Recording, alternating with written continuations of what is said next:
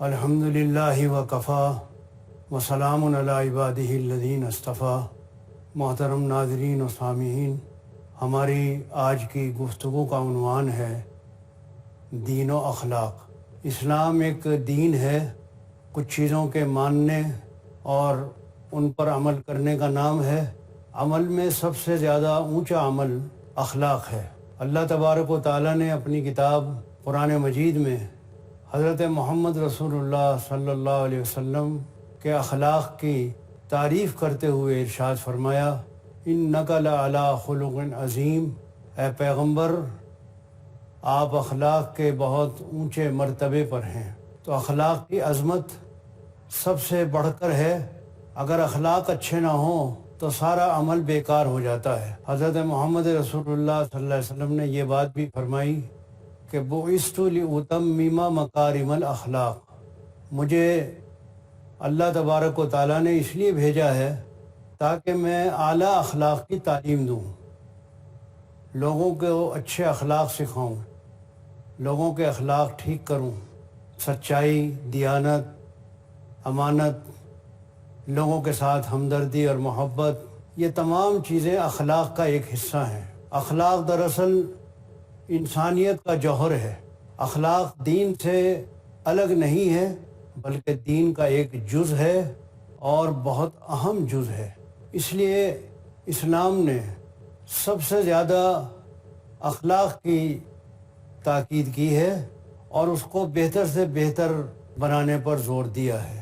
حسن اخلاق اسلامی تعلیم کا سب سے اونچا عنوان ہے۔ اخلاق کی کسوٹی کیا ہے کہ یہ شخص صاحب اخلاق ہے، با اخلاق ہے، اس کے اخلاق بہت اچھے ہیں، یہ کیسے جانچا جائے گا؟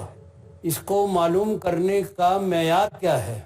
آپ نے فرمایا کہ کسی آدمی کے اچھے اخلاق کے معلوم کرنے کی کسوٹی یہ ہے کہ اس کا سلوک اپنے گھر والوں کے ساتھ کیسا ہے۔ یعنی اخلاق کی کسوٹی اور اخلاق کا معیار گھر والوں کے ساتھ حسن سلوک میں پوشیدہ ہے۔ اگر ایک آدمی اپنے اہل خانہ کے ساتھ، اپنے گھر والوں کے ساتھ اچھی طرح پیش آتا ہے تو سمجھا جائے گا کہ یہ آدمی با اخلاق ہے۔ یہ آپ نے اس لیے فرمایا کہ بہت دفعہ ایسا ہوتا ہے کہ آدمی باہر کی زندگی میں اپنے آپ کو بڑا با اخلاق پوز کرتا ہے، لوگوں کو دکھاتا ہے کہ میں بہت با اخلاق ہوں، لوگوں کے ساتھ ہنسمکھ پیش آ رہا ہے، لوگوں کے ساتھ محبت سے مل رہا ہے، تو لوگ اس کی سمجھتے ہیں کہ بڑا با اخلاق آدمی ہے۔ لیکن جن لوگوں کو شب و روز واسطہ پڑتا ہے، جو رات دن اس کی زندگی کو دیکھتے ہیں، ان سے پوچھا جائے کہ یہ آدمی اپنی نجی زندگی میں، اپنی پرائیویٹ لائف میں کیسا ہے، اپنی بیوی کے ساتھ، اپنی اولاد کے ساتھ، اپنے ماں باپ کے ساتھ، اپنے بہن بھائیوں کے ساتھ، جو گھر کے لوگ ہیں، گھر سے متعلق لوگ ہیں، ان کے ساتھ وہ کیسے پیش آتا ہے، ان کے ساتھ اس کا برتاؤ کیسا ہے، یہ دیکھا جائے تو پتہ لگے گا کہ واقعی یہ آدمی با اخلاق ہے یا نہیں۔ حضرت محمد رسول اللہ صلی اللہ علیہ وسلم نے یہ بات بھی ارشاد فرمائی کہ میں تم میں سب سے زیادہ اپنے گھر والوں کے ساتھ بہتر ہوں۔ یعنی میرے مقابلے میں کوئی بھی شخص یہ نہیں کہہ سکتا کہ وہ گھر والوں کے ساتھ اتنا اچھا ہے جتنا میں اچھا ہوں۔ چنانچہ آپ اپنے گھر والوں کے ساتھ بہترین سلوک کرتے تھے، اور اس بات کی شہادت آپ کے اہل خانہ قدم قدم پر دیتے ہیں کہ حضور صلی اللہ علیہ وسلم کا برتاؤ ہمارے ساتھ نہایت عمدہ تھا۔ چنانچہ ازواج مطہرات اس بات کو بیان کرتی ہیں کہ حضور صلی اللہ علیہ وسلم جب گھر میں تشریف لاتے تھے تو رحمت کا ایک جھونکا آ جاتا تھا، یعنی آپ کے آنے سے لگتا تھا کہ اللہ کی رحمت آ گئی ہے۔ بعض آدمی ہوتے ہیں کہ بڑا گھر والوں کے ساتھ غصہ دکھاتے ہیں، گھر والے سہمے رہتے ہیں، ڈرے رہتے ہیں کہ کس شیر کی آمد ہے کہ رن کانپ رہا ہے۔ معلوم ہوتا ہے کہ آدمی نہیں آ رہا ہے، کوئی شیر گھر کے اندر آ رہا ہے، اور گھر والے ڈرے جا رہے ہیں کہ اب ہم سے کوئی غلطی ہوئی اور اب ہماری پکڑ ہوئی۔ نہیں، جب آپ آتے تھے تو اللہ کی رحمت کا ایک جھونکا بن کر آتے تھے۔ آپ آتے تھے، سب کے ساتھ گھل مل جاتے تھے، جیسے انہی میں سے ایک ہیں، الگ نہیں کہ الگ آ کر مسند پر بیٹھ گئے اور وہاں سے حکم چلا رہے ہیں۔ نہیں، گھر والوں کے ساتھ بالکل اسی طرح گھل مل گئے جیسے انہی میں سے ایک ہیں۔ گھر والے کوئی کام کر رہے ہیں تو آپ اس کے اندر بھی شامل ہو گئے کہ لاؤ بھائی ہم بھی کوئی کام کریں، تم بتاؤ ہمیں۔ حضرت انس رضی اللہ تعالیٰ عنہ آپ کے خدمت گزار تھے، 10 سال تک حضور نبی کریم صلی اللہ علیہ وسلم کی خدمت میں رہے، 10 سال۔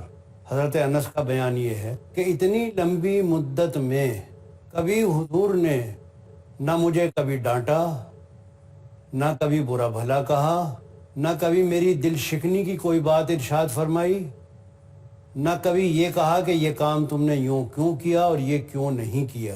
آپ اتنی شفقت فرماتے تھے اپنے خادموں کے ساتھ، اتنی محبت سے پیش آتے تھے، اتنی ان کی دلداری کرتے تھے اور ان کو برابر کا درجہ دیتے تھے۔ یہ ہے اسلامی طرز زندگی میں اخلاق کا معیار۔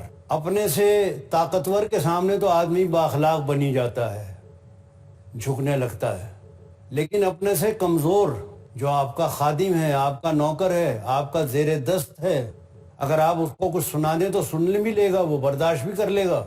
اس پر ناراض نہ ہونا، غصہ نہ ہونا اور اس کے ساتھ اچھا سلوک کرنا، یہ ہے دراصل اخلاق کا اونچا معیار۔ تو اسلام جس اخلاق کی تعلیم دیتا ہے وہ صرف ظاہری رکھ رکھاؤ نہیں ہے کہ ذرا مسکرا لیے، ذرا آؤ بھگت کر لی، ذرا ظاہر داری برت لی۔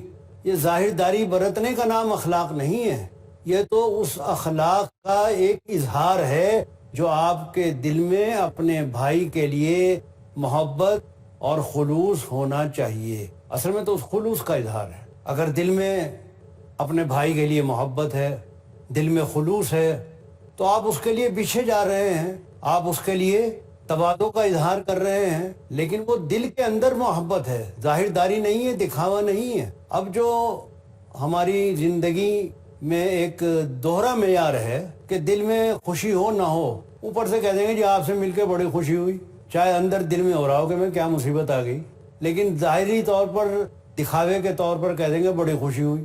تو اس کا نام اخلاق نہیں ہے۔ اخلاق ہے دراصل اپنے بھائی کے ساتھ ہمدردی کا، محبت کا اور سچائی کے ساتھ پیش آنے کا۔ حضور نبی کریم صلی اللہ علیہ وسلم جب مکہ مکرمہ سے ہجرت فرما کر مدینہ طیبہ تشریف لے گئے تو مدینہ طیبہ کی کاروباری زندگی پر یہودیوں کا غلبہ تھا۔ یہودی تاجر تھے اور بڑے کاروباری تھے۔ وہاں کی کاروباری زندگی پوری کی پوری یہودیوں کے ہاتھ میں تھی اور وہ اس سے بڑا ناجائز فائدہ اٹھاتے تھے، لوگوں کو سود در سود ادھار دیتے تھے، لوگوں کا استحصال کرتے تھے، مہنگی چیزیں بیچتے تھے، غرض کاروبار کے اندر جتنی بھی بے ایمانی کر سکتے تھے وہ سب کیا کرتے تھے۔ اب عام لوگ بیچارے مجبور تھے۔ حضرت محمد رسول اللہ صلی اللہ علیہ وسلم جب تشریف لے گئے اور آپ نے وہاں کے حالات کا مطالعہ کیا تو آپ نے ایک آزاد منڈی قائم کر دی۔ چنانچہ حضرت محمد رسول اللہ صلی اللہ علیہ وسلم بنفس نفیس منڈی میں تشریف لے جاتے تھے۔ محترم ناظرین، وقفے کے بعد پھر ہم آپ کی خدمت میں حاضر ہیں۔ اسلام نے ہر طرح کے نشوں کی ممانعت کی ہے۔ حضور نبی کریم صلی اللہ علیہ وسلم کا ارشاد ہے کل مسکر حرام، ہر وہ چیز جو نشہ پیدا کرے وہ حرام ہے۔ قرآن مجید میں شراب کو 3 مرحلوں میں حرام قرار دیا گیا ہے۔ اصل میں عرب معاشرے میں شراب بہت عام تھی، یہ لوگ شراب کے بہت رسیا تھے۔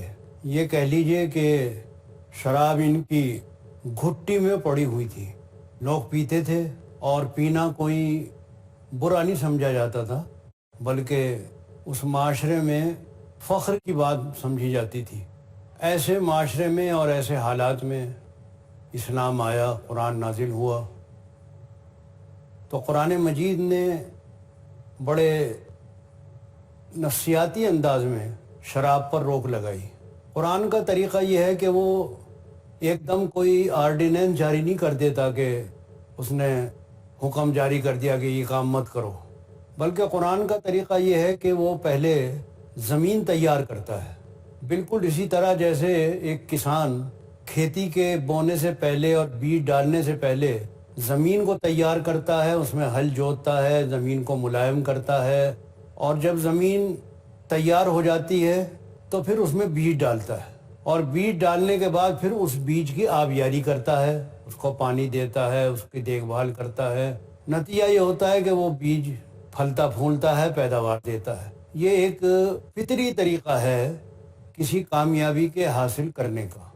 قرآن مجید کا بھی بالکل یہی طریقہ ہے کہ پہلے وہ دلوں کی زمینوں کو تیار کرتا ہے۔ اگر زمین تیار نہ ہو تو بیج چاہے کتنا بھی اچھا کیوں نہ ہو، زمین اس کو قبول نہیں کرے گی، اس لیے کہ زمین تیار ہی نہیں ہے قبول کرنے کے لیے۔ تو بیج کا اچھا ہونا نہ ہونا اس بات پر موقوف ہے کہ زمین اس کو قبول کرنے کے لیے تیار ہے یا نہیں۔ پھر دیکھا جائے کہ وہ بیج کس کوالٹی کا ہے، کتنے معیار کا ہے۔ تو قرآن مجید کا طریقہ بالکل یہی ہے۔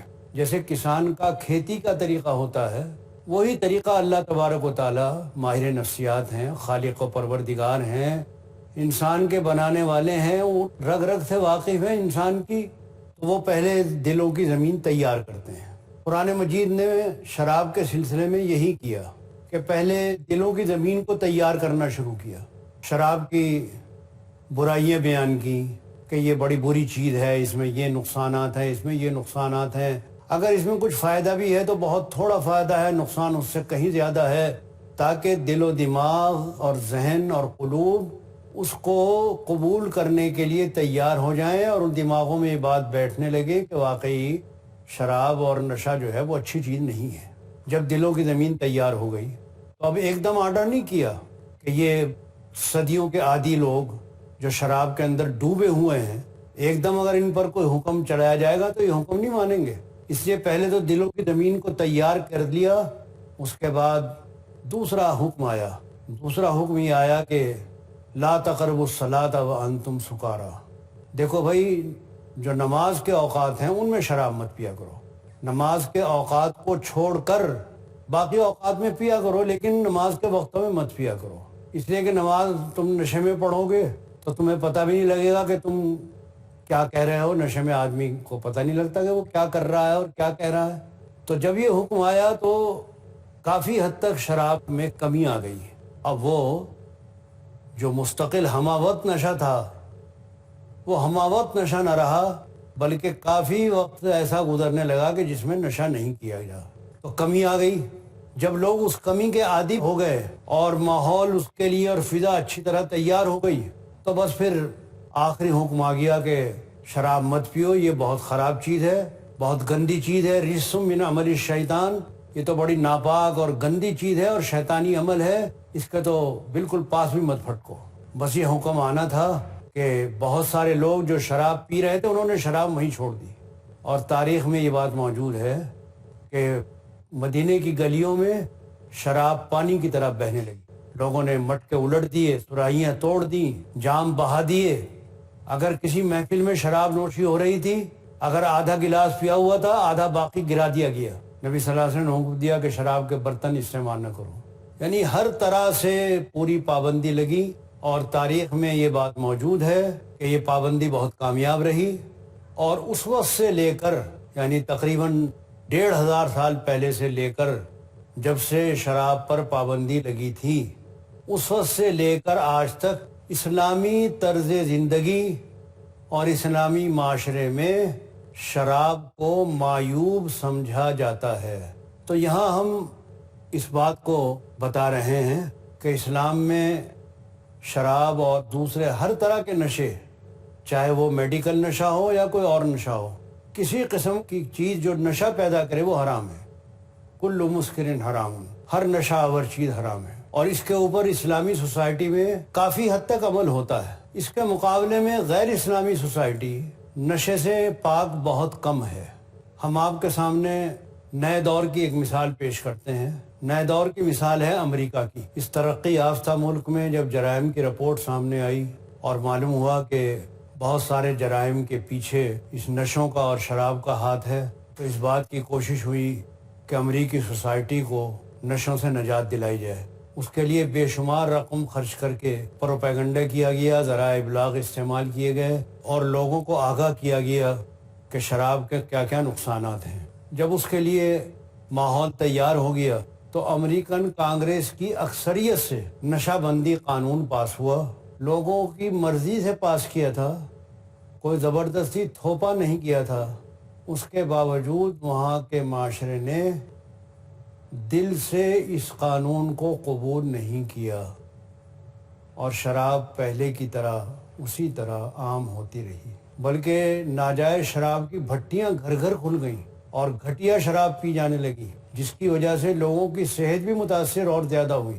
تو بجائے اس کے کہ قانون کی پاسداری کی جاتی، قانون کے اوپر عمل کیا جاتا، اس قانون کو پیرو ترے مسل دیا گیا، بلکہ قانون شکنی کے دروازے کھول لیے، شراب کی بھٹیاں گھر گھر کھل گئی، ناجائز شراب پی جانے لگی اور گھٹیا شراب استعمال ہونے لگی، جس کا اثر صحت عامہ پر اور زیادہ پڑا۔ بہت کوشش کے باوجود جب امریکی معاشرہ شراب اور دوسرے نشوں سے پاک نہ ہو سکا تو 14 سال کے تجربے کے بعد 1933 میں اس قانون کو منسوخ کر دیا گیا، اس قانون کو ختم کر دیا گیا، منسوخ کر دیا گیا۔ تو ہم یہ سوال اہل فکر کے سامنے رکھنا چاہتے ہیں کہ دونوں معاشروں میں کیا فرق نظر آیا کہ مسلم معاشرے نے اس کو دل و جان سے قبول کر لیا اور اس پر عمل کیا، اور آج بھی کافی حد تک عمل ہے۔ کم سے کم شراب کو اچھا نہیں سمجھا جاتا، معیوب سمجھا جاتا ہے، جبکہ دوسرا معاشرہ، امریکی معاشرہ، اس قانون کو قبول نہیں کر سکا، اور یہ جانتے ہوئے کہ اس میں بہت نقصانات ہیں، حکومت کو مجبور ہو کر یہ قانون ختم کرنا پڑا۔ تو آخر یہ وجہ کیا ہے؟ کیونکہ آج بھی آج کی دنیا میں اور آج کے معاشرے میں نشہ ایک عام ہوتا جا رہا ہے اور اس کے نقصانات بھی ہمارے سامنے آ رہے ہیں۔ اس واسطے اگر ہمیں ایسا معاشرہ بنانا ہو، ایسی سوسائٹی ترتیب دینی ہو کہ جس میں نشہ نہ ہو، نشے سے پاک سوسائٹی، تو ہمیں دونوں تجربات کو سامنے رکھ کر آنے والے وقت کے لیے کوئی قدم اٹھانا ہوگا۔ یہ دونوں تجربات سامنے ہیں، ان دونوں تجربات کو سامنے رکھ کر ہم یہ نتیجہ نکالیں گے کہ ایک معاشرے نے کیوں قبول کیا، دوسرے معاشرے نے کیوں قبول نہیں کیا، دونوں کی وجہ کیا ہے۔ جبکہ عرب معاشرہ بھی اتنا ہی عادی تھا شراب کا جتنا امریکی معاشرہ ہے، وہ بھی شراب کے نشے میں ڈوبے ہوئے تھے۔ امریکہ معاشرہ بھی ایسا ہی شراب کے نشے میں ڈوبا ہوا ہے۔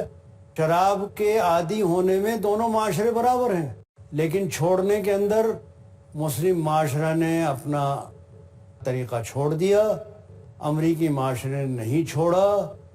اس پر غور کیا جائے کہ اس کی وجہ کیا ہے۔ اس کی وجہ سب سے پہلے تو یہ ہے کہ مسلم معاشرے میں جو قانون ہے وہ الہی قانون ہے، خدائی قانون ہے، یعنی اللہ تبارک و تعالیٰ نے یہ حکم دیا کہ شراب حرام ہے۔ تو اگر اللہ تبارک و تعالیٰ کسی بات کا حکم دیں تو انسان کا ضمیر اس کو قبول کرنے کے لیے زیادہ تیار ہوگا بنسبت اس کے کہ کوئی دوسرا اس کو حکم دے، امریکی پارلیمنٹ حکم دے، امریکی کانگریس حکم دے۔ یہاں کسی پارلیمنٹ اور کسی کانگریس نے حکم نہیں دیا، بلکہ وحی الہی نازل ہوئی، خدا کا حکم نازل ہوا۔ حضرت محمد رسول اللہ صلی اللہ علیہ وسلم نے وہ خدا کا حکم لوگوں کو سنا دیا، اور جیسے ہی یہ پتہ لگا کہ یہ ہمارے مالک، ہمارے آقا، ہمارے پروردگار کا حکم ہے، تو سب نے اس کے آگے سر جھکا دیا۔ تو انسانی مزاج اور انسانی فطرت خدا کے احکام کے آگے سر جھکانے کے لیے تیار ہو جاتی ہے اور اس کو قبول بھی کر لیتی ہے کہ بھئی ہمارے مالک کا، جو ہمارا آقا ہے، جس نے ہمیں پیدا کیا ہے، اور ہمارا اس سے یہ معاہدہ ہے کہ ہم جو آپ حکم دیں گے اس کو مانیں گے۔